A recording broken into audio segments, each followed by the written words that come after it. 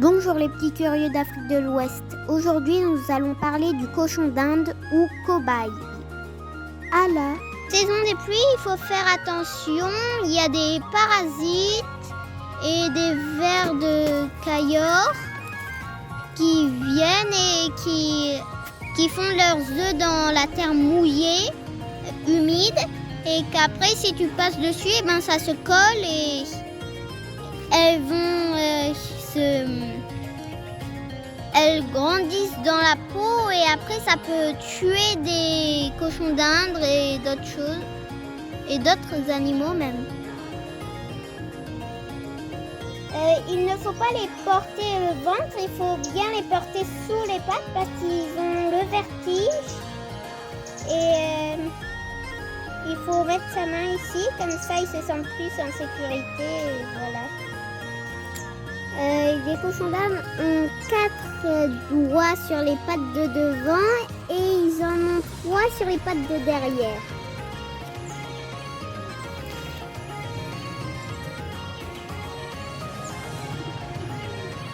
Et ils n'aiment pas trop être attrapés s'ils ne sont pas habitués dès qu'ils sont petits.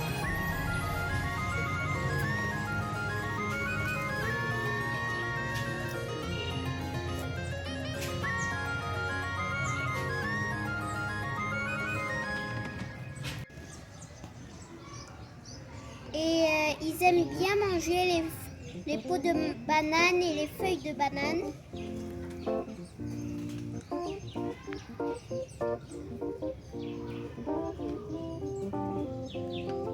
Parce qu'ils ont besoin de vitamines.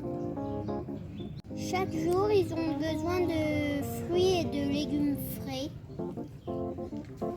On peut donner un peu toutes sortes de feuilles aux cochons d'Inde, des citronniers, des feuilles de papayer, des feuilles de mûrier et d'autres choses. Voilà. Les cochons d'Inde, bien qu'ils soient petits, ils ont besoin de faire des exercices. Il faut au moins 1,50 m de carré pour un cochon d'Inde. Pour 2 cochons d'Inde, il faut 3 mètres carrés. Donc voici un cobaye américain au Mali. Ici, on ne trouve pas beaucoup d'autres sortes. Je crois qu'on trouve principalement des cobayes américains. Et comme je vous l'ai dit, il faut souvent le faire sortir. Et quand vous le faites sortir, si vous pouvez le mettre dans l'herbe, ils aiment beaucoup. Quand ils sont à plusieurs dans une cage déposée sur l'herbe, des fois ils font comme une tondeuse. Ils sont grégaires, ils n'aiment pas du tout être séparés.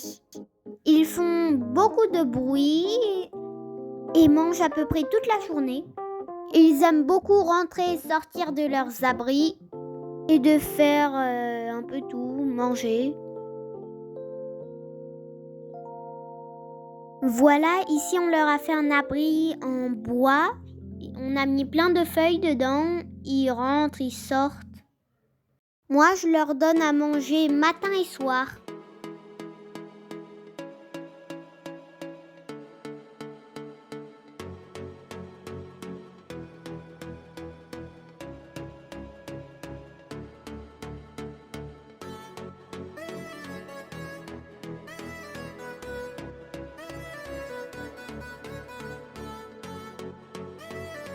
Ils communiquent beaucoup entre eux.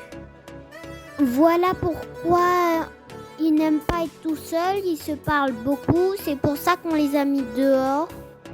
Et on peut plutôt les mettre sur la terre parce que vous n'avez pas besoin de laver régulièrement. Il suffit de balayer un petit peu et ça va.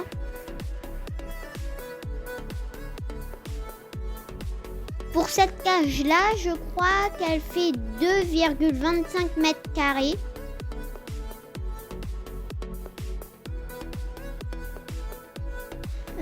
On leur a fait une cabane et ils aiment bien se cacher dedans.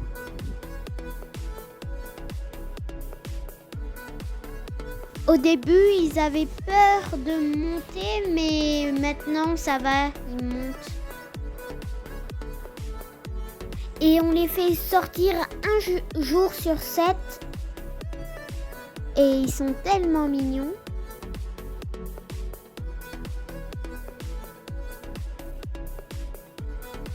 Voilà l'intérieur de la cage, l'étage du dessus.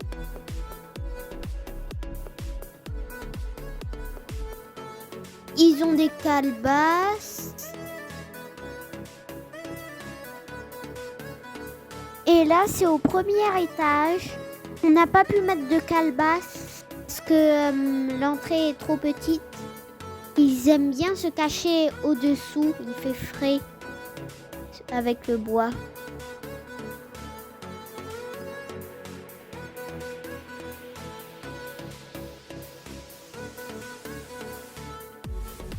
C'est bien d'avoir des cochons d'Inde parce qu'ils sont mignons et rigolos.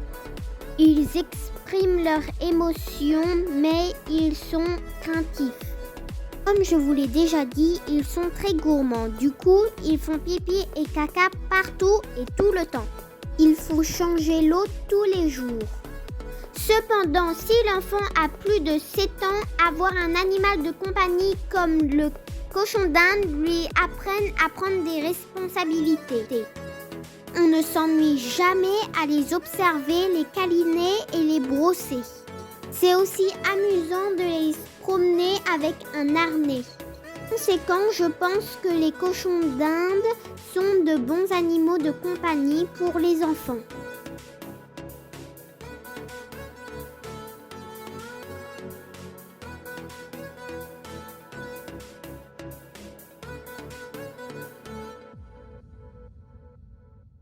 À de prochaines aventures. Abonnez-vous et mettez un gros pouce bleu.